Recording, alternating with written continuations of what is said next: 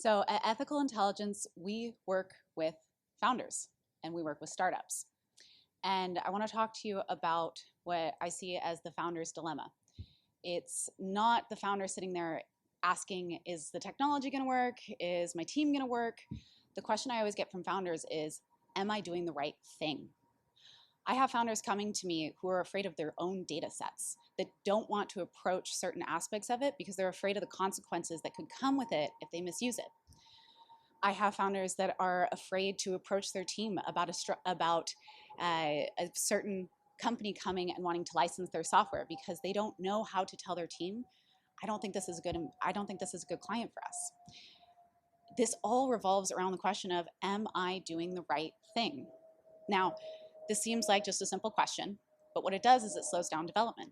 If you've got a founder that's sitting there day in and day out questioning their own decisions, they can't move forward with key feature decisions. They can't move forward with key company decisions.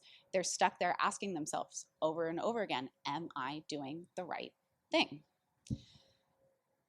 And so that's where ethics comes into play. That is why it is so important, because part of ethics is problem finding. And that problem finding, I think I'm counting, but ethics is really a two-part process. The first step is problem finding. What do I think am I doing wrong? What is going wrong? What is the problem that I need to solve? The second step is actually solving that problem. Oh, thank you. Oh, too far. There we go. So the first step is actually being able to identify the problem, identify the challenge that the company, that the founder, that team is facing. So something that I'm very excited to introduce you to is actually the Ethics Maturity Continuum. Now, this is a framework. It's 5 simple questions, but it's been developed alongside myself, my team, VGV, and EAIGG. This is an open, accessible tool. It's just launching. We've been testing it for quite a while now. But the very cool thing about it is it's been built almost in reverse.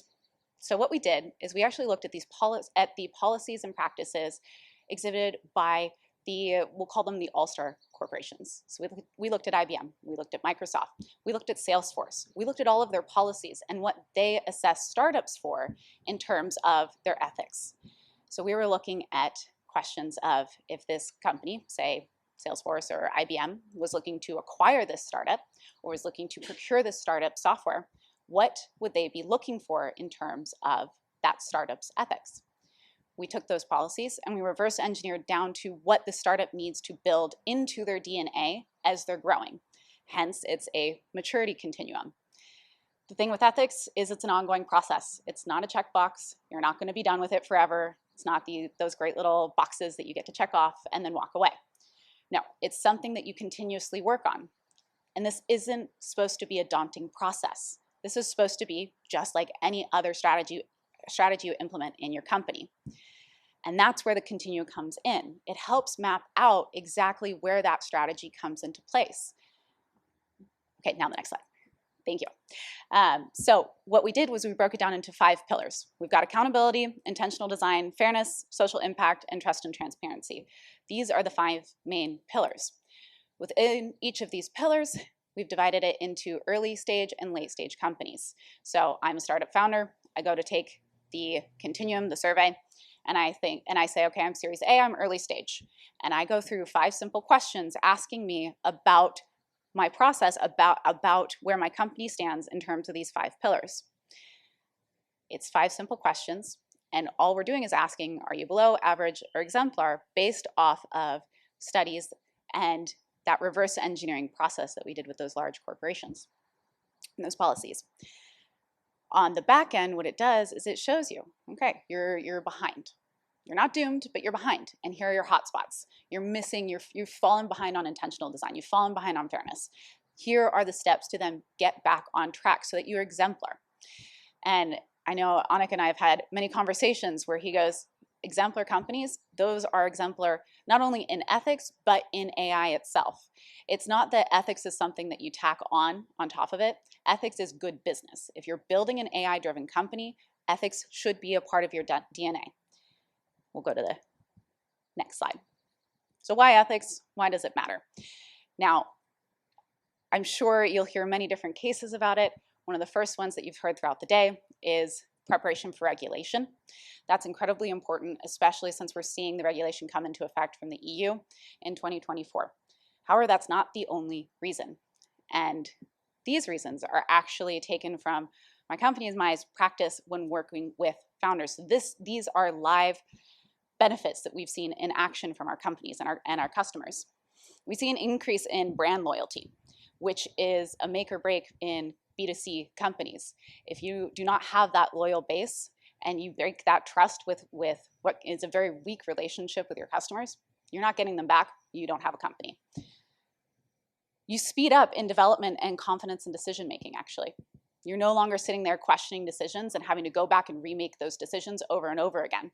You have a strong, clear idea and understanding of where you are designing and what kind of decisions you're making. So it actually speeds up decision making. It doesn't slow it down. And I want to say that again. Ethics doesn't get in the way. It doesn't slow things down. It speeds it up and it brings confidence to teams. I can't tell you how many teams I've sat down with that go, oh my God, I'm so proud of what I make and I'm not worried anymore. That is the kind of turnaround that we see when you're implementing ethics with startups. You're also expanding your scaling potential. This ties back to regulation. You can start and say, well, we're not going to expand into the EU. We'll stay within US. There's not much regulation here. I don't think any VC would be very excited to hear a startup come in and say, I'm going to cut out part of my market that I'm not even going to touch. So you actually, by implementing ethics and by having this as part of that DNA and structure, you are expanding your scaling potential. Another one, again, more benefits, but another one is actually attracting and retaining top talent. We're in the stage of the Great Resignation. We have people with a plethora of choice of what kind of companies they want to work for, and they are purpose-driven. They want to work for a company that they have their values in alignment with. They want to have a company that they're working for that has a purpose. Ethics and values creates that purpose within a team and within a company. So you're attracting in that top talent and you're retaining it because it's not just lip service, it's actually in practice. And finally, improves procurement and exit offerings. What I mean by here is, like we were saying, when we reverse engineered those policies and those principles down to what it takes in terms of a startup, that was because on the flip side, we've been working with larger corporations on procurement frameworks. So we know that there are companies establishing these frameworks where these are indicators of whether or not they will procure or buy the company. So this is coming, this is mattering now. Next one. So little call to action here. I sat down and interviewed early and late stage startups through this continuum, walked through, asked for all sorts of feedback. And the great thing that I saw with these startups is two things. On the one hand, I had founders sit down and say, this is great. This was on my mind, but I wasn't really entirely sure how to phrase it. I wasn't really entirely sure where to place it. Having the continuum to walk through allowed them to bring it to light, allowed them to see this is why this has been bothering me, and this is my process for improvement. So you have founders that are already aware, and this is giving them clear guidelines for what they need to work on. In the other direction, I had founders say, I had no idea. And it was really fun to watch them work through it it was just a 30-minute call, but on that call, listening to them think through, I get it. I see why this is important. I see why this could be beneficial to my company. And this was all through the continuum. Again, 5 simple questions. It's very easy to take. The last thing that I was hearing from all of these founders was, I wish this was standard practice. I'm so tired of going to all of these investors and all of these VCs and having to go through multiple due diligence practices. I know this matters to me. I want this to matter. In some cases with more experienced founders, they actually will turn down investors who do not ask them questions about ethics and do not pay attention to this. But there needs to be a standard practice.